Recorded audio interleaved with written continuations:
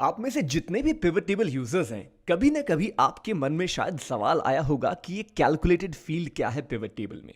तो आइए एग्जाम्पल के जरिए हम समझते हैं पिवट टेबल कैलकुलेटेड फील्ड क्या है और क्यों आप इसे यूज नहीं करना चाहोगे। ठीक है, तो एक तरह से अच्छी बात थी कि आपको नहीं मालूम, लेकिन आइए देखते हैं एग्जाम्पल के जरिए क्यों ऐसा कह रहा हूं मैं। मान लीजिए आपके पास 3 आइटम है जो आप सेल करते हो।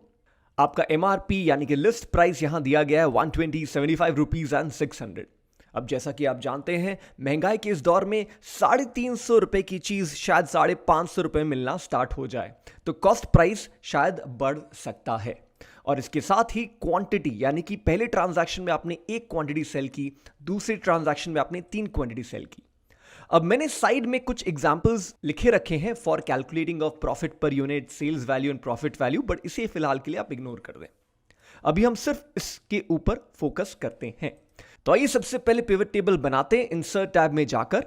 और इस बीच में कहना चाहूंगा कि मेरा लाइव वेबिनार 19 मई को है, आप डिस्क्रिप्शन में लिंक दे सकते हैं। ऐसे बहुत सारी इंट्रिकेट सेटिंग्स में बात करने वाला हूं, तो join that webinar, it's free. For now let's continue. तो पिवट टेबल के अंदर मैं बना देता हूं पिवट टेबल, एंटर।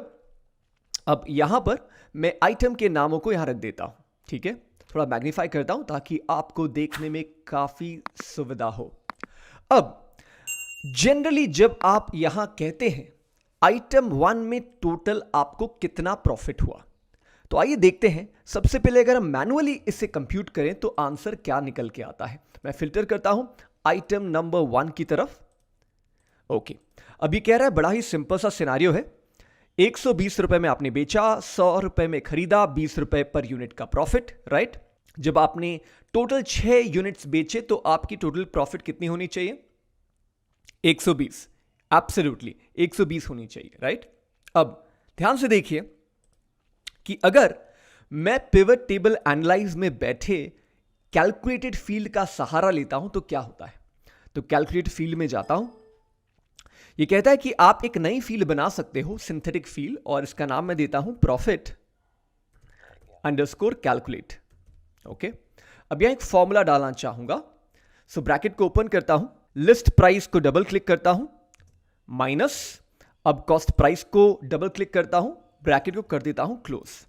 अब जो भी आंसर निकल के आता है, यानी कि 120 माइनस 100 जो मेरा अनुमान है, मल्टीप्लाई कर देता हूं क्वांटिटी के साथ, और ये फॉर्मूला के साथ बन जाता है कैलकुलेटेड फील्ड। जैसे ही मैं करता हूं मॉडिफाई या ऐड, क्योंकि मैंने पहले से बना के रखा था तो मैं इसे कर देता हूं मॉडिफाई, अदरवाइज आपको यहां पे एक बटन मिलेगा ऐड। नेवरदलेस मैं आगे बढ़ता हूं और यहां पर जब मैं प्रॉफिट कैलकुलेटेड को वैल्यूज में रखता हूं तो देखिए क्या मिलता है आपको, 240 प्रॉफिट डबल। वाह, ऐसी सी स्कीम तो बहुत जनों को चाहिए आज के दिन में। तो 120 से प्रॉफिट 240 कैसे बन चुका है, आइए देखते हैं। तो ये क्या करता है, ये ऐड करता है सबसे पहले, यानी कि आइटम 1 में लिस्ट प्राइस जितने भी है 120 प्लस 120 240, ठीक है, 240 को ऐड किया। कॉस्ट प्राइस को ऐड करता है 200। अब 240 माइनस 200 जब आप करते हैं तो 40 मिलता है, और 40 को मल्टीप्लाई कर दिया जाता है इस टोटल 6 के साथ, और इसके कारण जो गलत आंसर आपको मिलता है वो है 240। तो प्राइस को इस तरह ऐड करना सही बात नहीं थी, और इस कारण से 120 का प्रॉफिट आपको यहां पे मिलता है 240 के ऊपर। तो ट्रांजैक्शन आईडी को भी अगर मैं लोड कर दूं तब आप देखोगे कि आइटम 1 पर कितना प्रॉफिट है या आइटम 2 पर कितना प्रॉफिट है। तो आइए देखते हैं। जो ट्रांजैक्शन था मेरा आइटम नंबर 1 इन ट्रांजैक्शन नंबर 5, टोटल प्रॉफिट 100 होना चाहिए।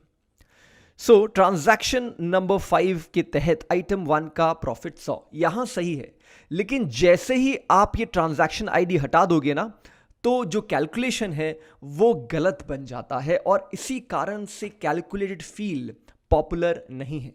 ये थोड़ा सा टफ है, हो सकता है आपको वीडियो दोबारा देखना पड़े, और मे बी शायद मैं आपको मदद कर सकूं आइटम नंबर 2 के एग्जाम्पल के साथ। ठीक है, मे बी लेट्स सी किसका आइटम एग्जाम्पल लेता हूं, 2, राइट। यहां पर थोड़ा सा पेचीदा है, लेकिन फिर भी आपको मैं कैलकुलेट करके दिखाऊंगा।